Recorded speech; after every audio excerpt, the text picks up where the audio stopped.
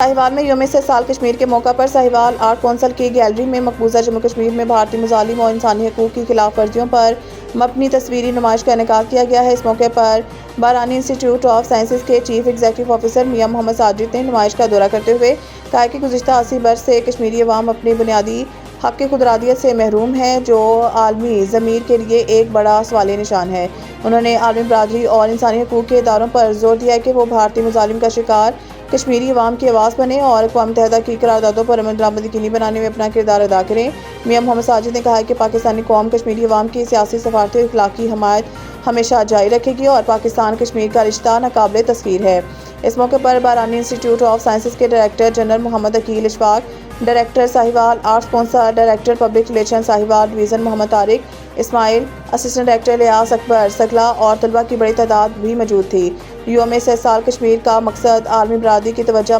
मकबूजा कश्मीर की संगीन सूरत हाल की जानिब मबज़ूल कराना और कश्मीरी अवाम से भरपूर यकजहती का इजहार करना है।